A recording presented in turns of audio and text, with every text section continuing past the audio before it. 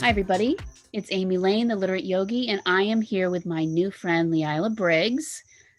Hi. Hi, Leila. We met at a Healing Touch program, and ever since then, I can't get enough of her. She's a wealth of spiritual knowledge and energy knowledge, and we just have the best conversations. So, I was recently talking to her about the Akashic Records. I had a lot of questions about those. And I just thought that I would reach out to Leila and see, what her thoughts were on that. So, hi. Hi. So, Leila, do you want to tell us a little bit about yourself before we get Sure. rolling? Sure. I am I was a highly intuitive child that's now a highly intuitive adult. And I am a healer. I work through the Healing Touch program, and I specialize in children and families that also have highly intuitive abilities, but have a hard time functioning or have chronic pain from those abilities. And so, I'm sure we've all heard about intuitive children and families, but this is kind of like on the next level where the abilities are so extreme they can barely function. And Yeah, and so I have a lot of knowledge on a bunch of things, but sometimes my vocabulary is a little bit different because I'm going based off of my abilities versus something I read. And that doesn't mean that what's out there is necessarily wrong. So I'm going to do my best to try to bridge the gaps between the languages just Okay. because I live it. so, Right. so it's a little bit Right. different. Right. So the information that you get, like let's say like we're talking today about the Akashic Records, like is that stuff that you've learned about in a book, or is it like downloaded? You just know that. No, in terms of the Akashics for me, even when I was younger, I would go to this library and pull books out, and I'd literally like fall asleep like that. I would like basically daydream that I'd go into this library, I'd pull a book out on a subject or a particular topic that I wanted to read or look at, and that's how I'd fall asleep, and I'd dream all about that particular thing. And I found out in my 20s, one, that my mom used to do that as well. So that was something that got passed down and I didn't realize it. But two, that was the Akashics. I was dealing with the Akashics. And so in my 20s, I became more active in terms of, consciously going to this library rather than it being a coping mechanism to fall asleep. It became a very conscious, like, let me see what I can get, how far I can get. Let me learn everything that I can about this place that I've been visiting. For me, that's pretty much the story of my life. I usually find out years later that what I was doing was actually something important. So, Right. Right. but for me, I was just going through it and living it and experiencing it. So, I mean, I've done a little bit of studying up on it, and so the Akashic Records, I mean, they've been around forever since the Yeah. universe began, and we've always been able to have access to it, but we don't necessarily do it. Mhm. So how would you I got familiar with it only recently, probably within the last year I heard about it. I heard about the name actually. And it just was so I was so like curious about it. And also there's kind of like this fear around it, like only certain people can really should access it, some people shouldn't access it, and we'll talk a little bit about that in a little while. But how would you explain what these records are and what are they for? Okay, so yes, the belief is that it contains all the knowledge in terms of what was, what will be, what is now, everything that has happened, everything that will happen. It's a space, if you will, containing all this information. Um, Historically, I think even the word back, I don't know if it's Sanskrit, means space. Hmm.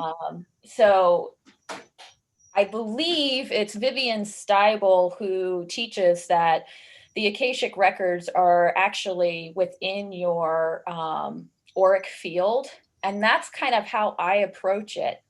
A lot of the children that I deal with, they can just access the Akashic records.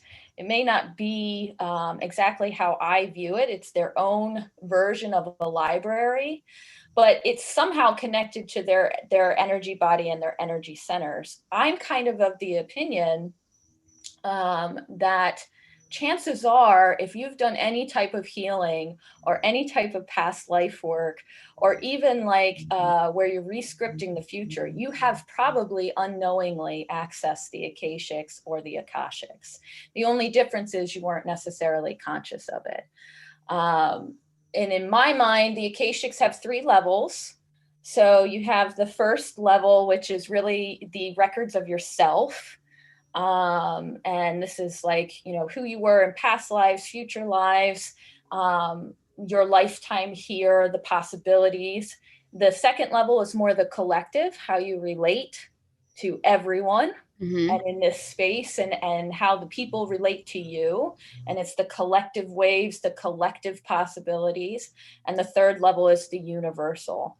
And that's where you start really messing with, you know, different planets, different dimensions, how you fit into that, how you're just a spit in the bucket, but you're very important. You know, you really start getting onto that higher level. In my experience, most people for their healing and their work, they really only hit that first layer. And then when they really start getting deep within the heart, they might hit that second layer. A lot of people don't go to the third layer unless, you know, they have a lot of ability or they're pushed that direction. It's not an easy place to be. It's not a scary place. It's just an intense place to be. And yeah, that's how I view the Akashics. Did I answer your question? Yes, absolutely. Okay. So you know, you hear about things like soulmates and twin flames. So that's touching into the collective layer. Is that correct?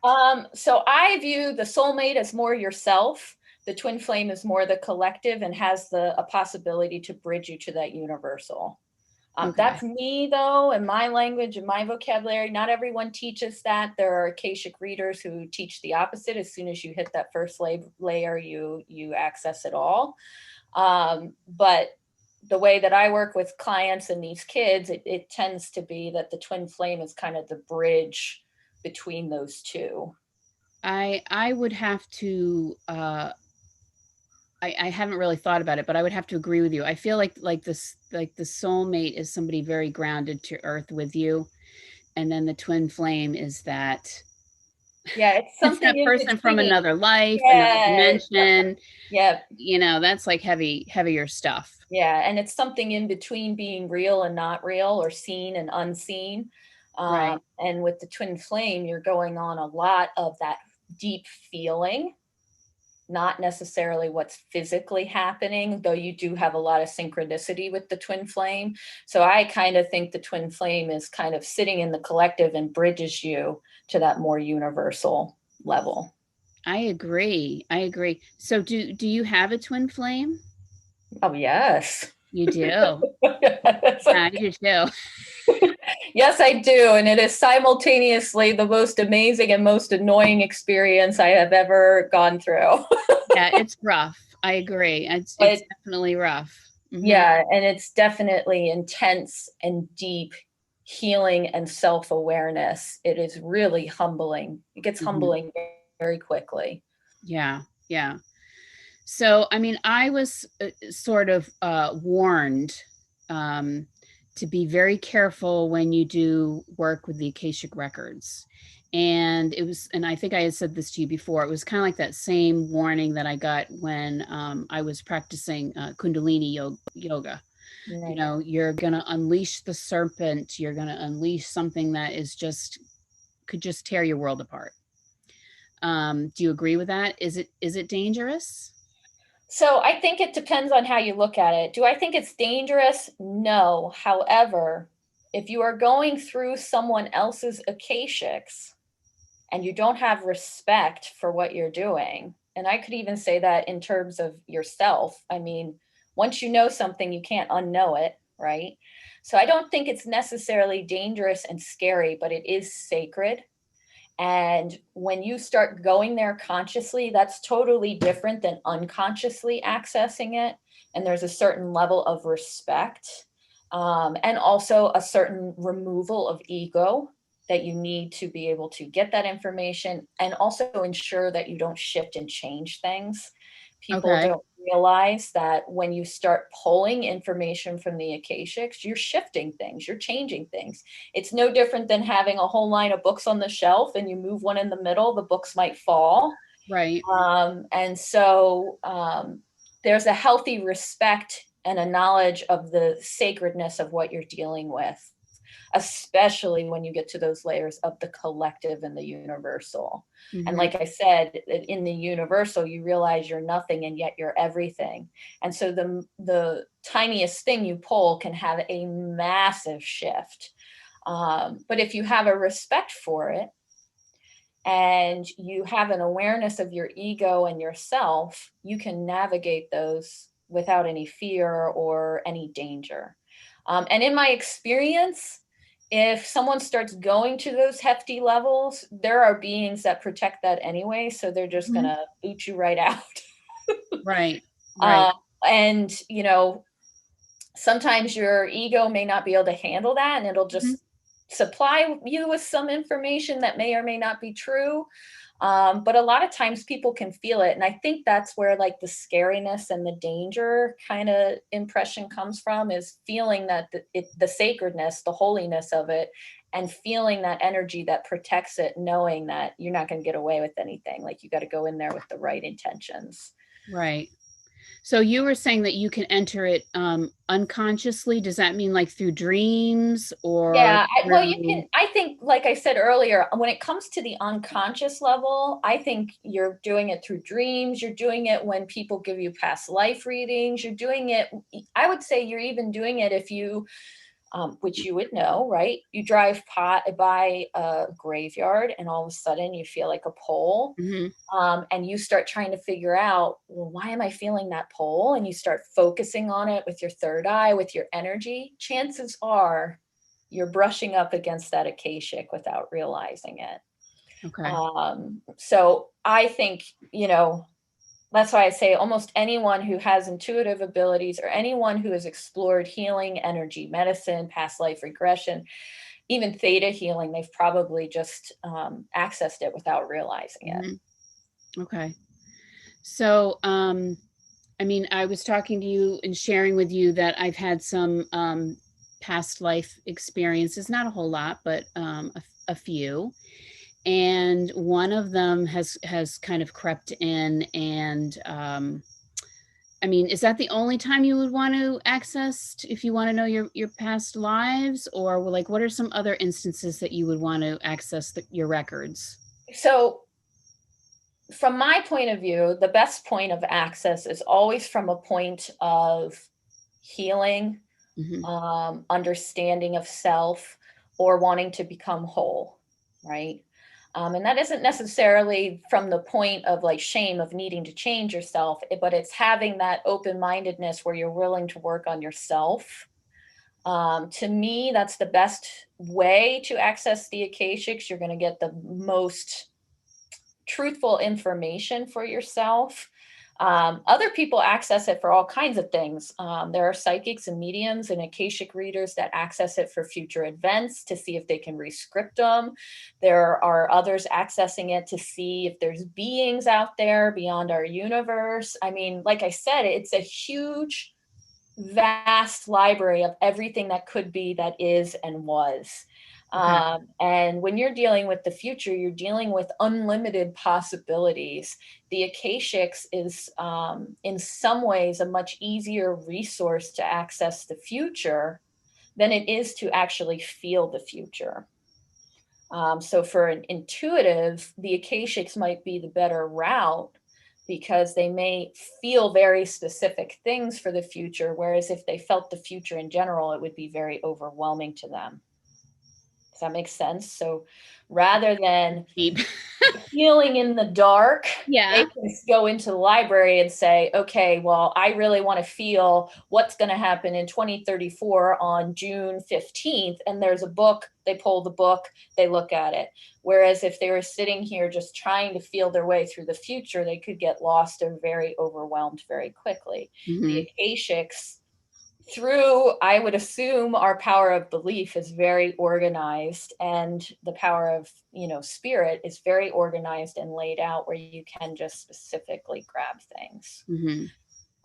And that's why I debate, and like I said, you're going to hear me say this a billion times, if we access the Akashics far more than we realize. Because when you actually feel the future, it's a totally different experience. You don't get, this is going to happen. You get more probabilities than anything else because there's unlimited factors. So there's unlimited ways you can use the Akashics too, and that's basically. So I mean, I was thinking about, before we were doing this interview, I was thinking about, because you were saying, it's also the future, and it's hard to kind of like imagine what that means. And so I sort of put it into a very easy kind of like a visual for me. It's like going into a store and there's all kinds of, different shirts. Like you could go in and they're all different types of possibilities, and you can go in and pick whatever you want.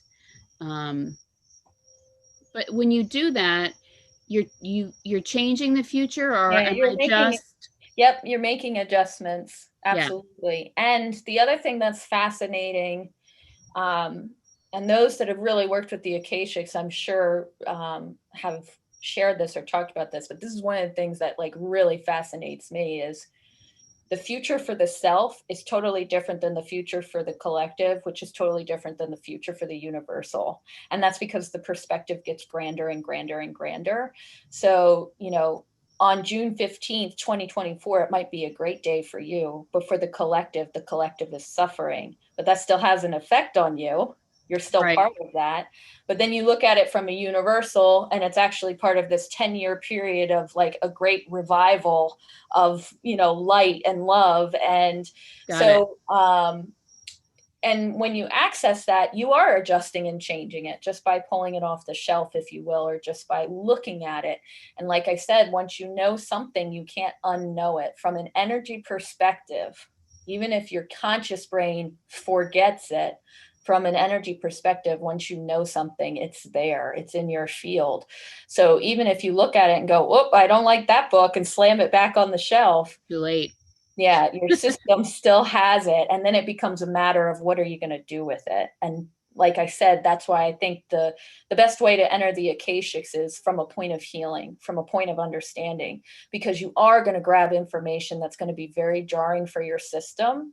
So if you come in prepared to, if you will, do the work and figure out what you're going to do with the information, you'll be much better off versus coming in from a point of control or a point of trying to manipulate or change. If you know. So is there like a is there like a manipulative way, like, of getting into the Akashics where you shouldn't, you know what I mean? Like Well, can you go in there with bad intentions? so I think if you go in there truly with bad intentions, you're going to get booted. Now, I've never done that. But my understanding is if I have been cut off, like my system is not ready to know something, or I'll be told, well, this information and you can access it, but the timing is off. You're going to have to wait. Okay. And then sure enough, my conscious brain forgets about it. And then like 3 years later, I go into the library and I grab it and I'm like, why in the world oh, it's time now. Right. All these pieces together. But in terms of bad intentions, I would say if it's really genuinely malicious, chances are you're not going to be able to get in there. Like I said, your ego will probably supply things rather than you truly accessing it. Got it. However, accessing the Akashics is also learning and growing. So when you're in the third eye, think about this really, and from an intuitive point of view, how many of us in the beginning using our intuitive abilities truly understand how much the ego is manipulating and controlling? I mean, no one ever wants to feel or experience a upcoming pain just for giggles, right? Chances Mhm. are we want to experience it because we want to change it. We Right. want to help it. We want to make it better. And that is a lot of times ego driven. Mhm. So it takes years to really understand your ego. So it isn't that you can't access it without your ego, but I think if you go in there with malicious intent, you're going to get booted. There is a certain level of ego that's involved because that's part of the learning curve of your intuitive abilities, of being human, of being in this place, in this body. But the malicious intent, I think you'll be booted, and we don't necessarily have to worry about that. Okay. So, all right. So now my next question is, I want to go into the Akashic Records, let's say, to do some healing. Okay. And I feel that, let's say, my healing has to do with, let's say, an event with my parents. Can I have access to their records to sort of look for understanding of them, or do I not have access to that? It's only my records. Um, no, you can access it, but my question to you would be, why would you want to? Just to have understanding of why But they were the way you that they are were. connected to them. So Hmm. in your library alone, you have your own knowledge base, both on a subconscious level and a conscious level, both on an energetic and a spiritual level. You have all kinds of information in your library alone as to why you chose the family you chose, what you were expecting, contracts, if you will, that you made to be in this physical life. Um, and the reason I say that isn't to say that you're wrong, but when you access someone else's akashics, especially if you like, I don't know, are your parents passed? Yeah, yeah. Okay. And you don't necessarily have their permission to access it. And you start shifting stuff in their library, or you start healing and understanding stuff in their library versus yours. You can have things that become, or people that become dependent on that. If you go through your library, everything that you need is there. You don't have to go to their library. And I would even say that for Akashic readers and other psychics and intuits. You and I, on some level, we're destined to connect. Hmm. I don't have to go into your library to get your information. I can stay in mine Yeah. because you and I have connected before. We'll Hmm. connect again, and we were Hmm. meant to connect here. Yeah. You don't have to venture into other people's libraries. Now, I know that's probably going to get under some people's skin because that's a whole art in Yeah, itself. right? But to me, that's when you would start getting into the more scary territory, because when you start shifting someone else's library, they can feel that, whether they're alive or not alive. And then you're dealing with a whole nother level of different issues, if you will. Right, because we have to remember that our spirit, our soul is eternal. Right. It goes on. Right. So, And you yeah, you're also, right. that second layer is the collective. So from your library alone, you can connect to all these pieces and have an understanding. Now, will you know what it's like to necessarily walk in your mom's shoes in this past, this most previous lifetime? No, but you can get enough that you can get a sense, and enough to be able to heal, I agree. enough to be able to come to terms. You don't have to go venturing into her library. I agree. Okay. Okay, there's so much here. Um, let's see, what else did I have here? I'm looking on my card here. Oh, so how do you access your records? Like, if you really wanted to get in there on So purpose. I think this is based on someone's ability and comfortability, right? So if you were a client of mine and you had a certain level of intuitive ability, I would have you go internal, access your heart center inside well, it's actually slightly above your heart, but when you access the heart chakra or the heart center, that connects you to the high heart. The high heart is the soul seat. That easily is a doorway for the Akashics, because what is the Akashics? It's everything that your soul contains. So if you had a certain level of ability, that would be, in my opinion, the best place to start working. If you have a certain level of ability, but your powerhouse is the third eye, the first part we would be doing is working on dropping your consciousness and awareness into your heart so that you can then access that. However, sometimes people are not comfortable with that, so they will have an actual reader, which you can definitely do that, have someone access the Akashics for you.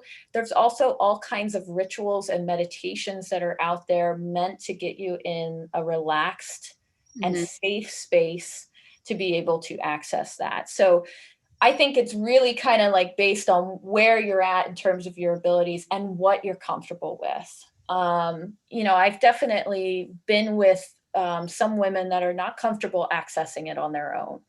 So I don't do anything but simply hold space for them while they access it on their own.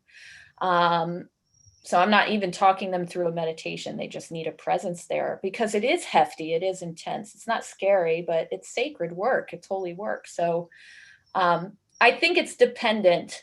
With you and I, we talked about learning how to drop into that heart, become aware of that heart, and then dropping into that soul seat that will connect you to the Akashic. Were you able to do it? I haven't actually tried it because I'm afraid. Nervous? Yeah. I'm afraid. Yeah. And I'm sharing this with the people that are watching this, but I feel like I have a connection to a Holocaust survivor or somebody that has gone through something that has to do with the Holocaust, and I can't really pinpoint it because I'm afraid to go in there because every time I think about it, I want to cry. Right. So I feel like this is going to be really really painful, and I'm not really sure like what I'm going to get out of it, but I feel like eventually I'm gonna get in there. But I mean, it's just I feel like it's welling up more and more and more. So I'm gonna have to visit it. Right. So hearing that, this is what I would say. You'd either need, if you are comfortable having someone read your Akashics for you, or just allowing it, because I also know that has, like you said, naturally just been building. So it's going to reveal itself regardless, like whether you want it to or not. You've had different events that have lined up to that. So it's slowly finding its way to you. And it might be that once you uncover this piece of yourself or this knowledge that you have, you won't be scared of the Akashics anymore, because that's like the heavy hitter, if you will. It's the one that's keeping you separate because it is so intense and scary. And once you get through that point, then you'll access it no problem, because the rest are small peas compared to it. Yeah, I feel like this one has a lot of emotion behind it. I mean, I have another past live that doesn't have the degree of sorrow. Right. Very, very deep sorrow. Right. And what's fascinating about that is, in order to, well, not necessarily in order, but the way that I teach it, to access the Akashics, you have to get into that heart center. And what is that heart center? All the feeling. Right. You don't necessarily see it, you feel it, and you feel it on a deep, deep, deep level. So yeah, don't drop into your heart until you're ready or you have support in place. Right. Yeah. That's sitting there. Right. Right. Yeah. That's so you say that you could get in there by meditating? Yep, you can get Either self-meditating or guided meditation. Guided meditation. There's even rituals where you burn certain candles and be out in nature. I think Linda Howe has one ritual where you actually are on the earth, like you try to essentially be on the earth, so a piece of you knows that you're grounded. Mm-hmm.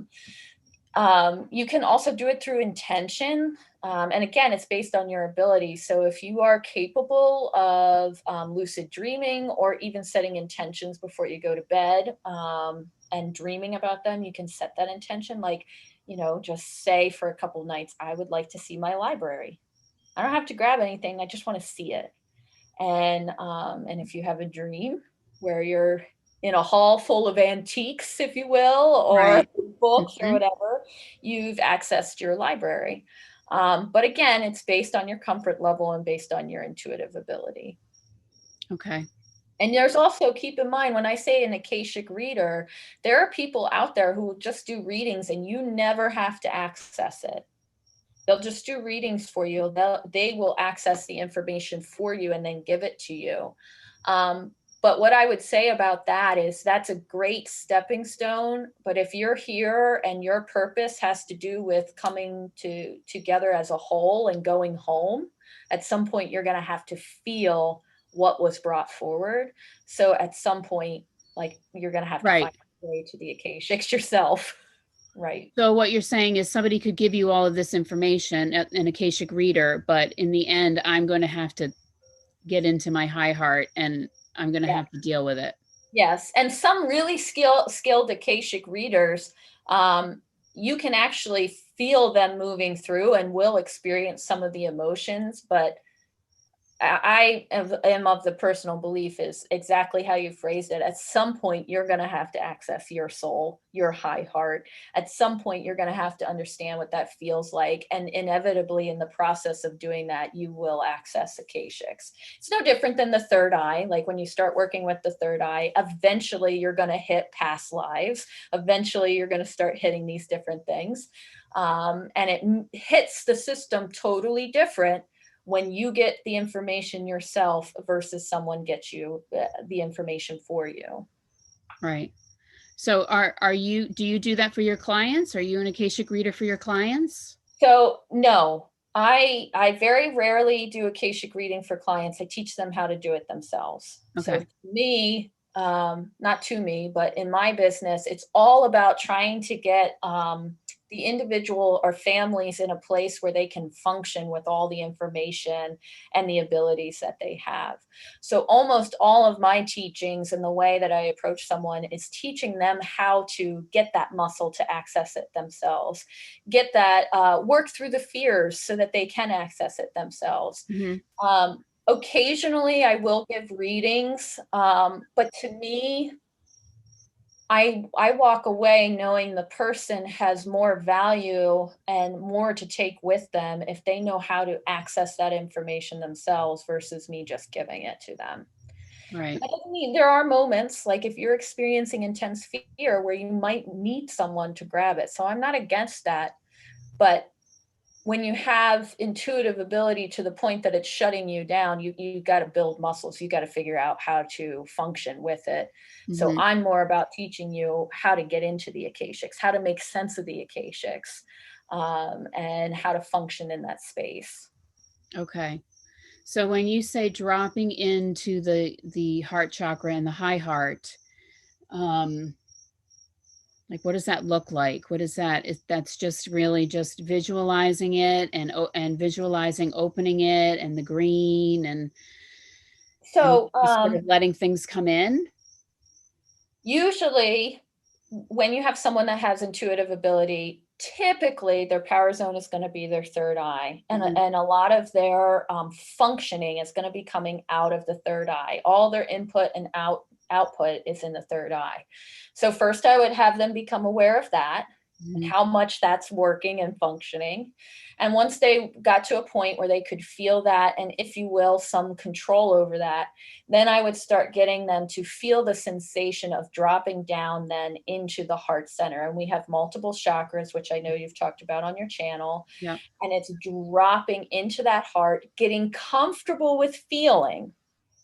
And the huge difference between your third eye and your heart: your third eye, you see things, you can make linear logic of that. Your third eye is connected to your brain, your ego, your psyche. So that's where you get, this is an angel, this is a demon, this is Right. that. In your heart, though, it's just energy and feeling. There's no difference.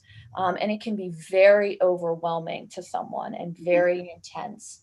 And we would get comfortable with the heart. And from that point, we would learn how to drop into the high heart. And that's where you start really, really connecting to those deeper levels, like I talked about, the collective and the universal. Mm-hmm. You, from what we've talked about, have already, like I said, accessed the Akashics. It's just been on a more unconscious level, and it's been from your power zone of the third eye. Right. And Yeah. you are now making that transition into the heart, and it's intense. Yeah, it is. It is. Right. So you talked about contracts. Is that universal? The universal level? Like, I'm very opinionated about this. Okay, so contracts do exist. I know a lot of people in our community teach that you make contracts, but to me, contracts are a very physical thing. They're a very third eye brain thing. I don't necessarily believe that when you start dealing with the realm of energy and the realm of feeling, and even those higher levels of perception in terms of the universe, and contracts mean nothing. They mean absolutely nothing. It's more an urge to complete something or do something. And a lot of times we don't realize how much power and emphasis and ripple we have from this point right here, right now, and how much we're constantly shaping the unseen world by right here, right now. So I am passionately fascinated and annoyed by contracts because they're real, but they're not real. okay.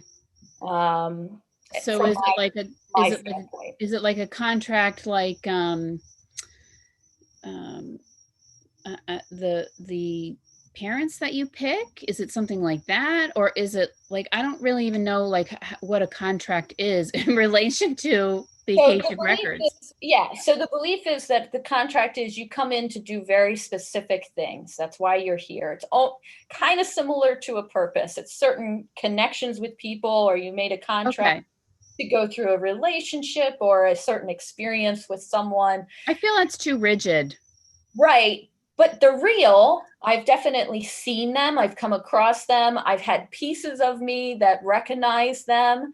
But when you get out to the higher levels, it means absolutely nothing, right? And I shouldn't even say higher. When you get out to the more universal levels, it means absolutely nothing. Contracts is something that happens as you get closer and closer to the physical, but they're real. They have a definitive effect, and they're more connected to fears and beliefs of the now than we actually realize.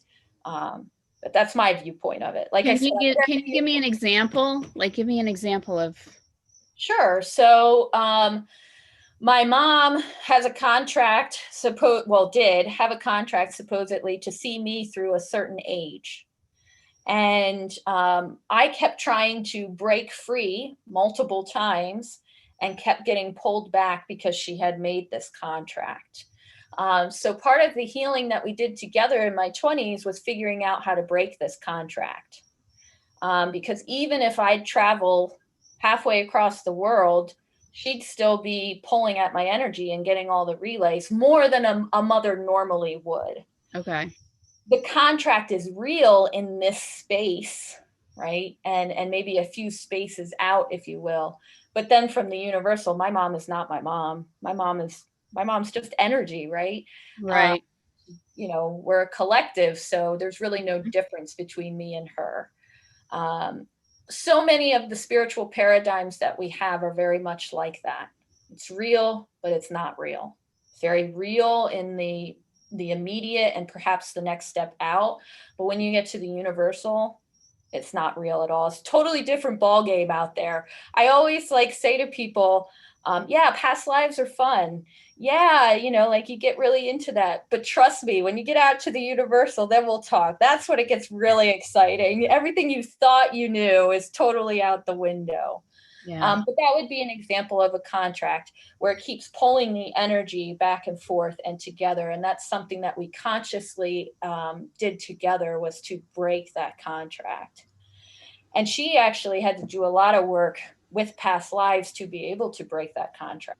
Mhm. She had multiple past lives where she was looking for me, and she had wronged me in one past life and was trying to fix that. And like it was a very in depth for her, and what I was experiencing was that constant pull back and forth, and I was just trying to break free of it, which was putting her system into shock as well, because I'm trying to break something that at the time couldn't be broken. It's so interesting. Gosh. So your mom has the same um, skills, the same talents. Yeah, I would say that I'm essentially my mother, but maybe on steroids. She has a little bit more control. She can turn them on and off. I don't have that option. I can't turn them off. Right. Uh, I can create filters and make my life, functionable and bearable. But the only time I've ever attempted to turn my abilities off has led to physical, major Illness. physical issues. Right. Right. Right. Well, this was so. I'm just checking the time here. Yeah. We're right that where we need to be. So this was so amazing. I know it's like kind of a lot of. It's a lot of information if you're not familiar with it. Yeah, it was like a So crash course. right, exactly. So if you're watching, feel free to watch again and again and again. Um, and I just wanted to thank you so much for coming on and doing this. And is it okay if people like reach out to you or okay? Absolutely. Okay. Absolutely. Yep. All right. So I'll put something like in the underneath that where we can get in touch with you. Okay. And do you have any last Thoughts or thoughts? yeah. Um, Any last all, thoughts? all I would say is thank you so much for having me. And, we talked about a lot, and I know that it can be intense, but I also hope that it alleviated some fears. That it is okay to access this, and this is your knowledge. It's your knowledge, and from my opinion, that's the best place to be, is recognizing it's a point of awareness and understanding for yourself. Yeah, that's great. Thank you so much. I really appreciate it. Yeah, thank you. All right. Well, thanks everybody for watching. Again, this is Amy Lane, the Literate Yogi, and I don't know, have a great night. So that's it.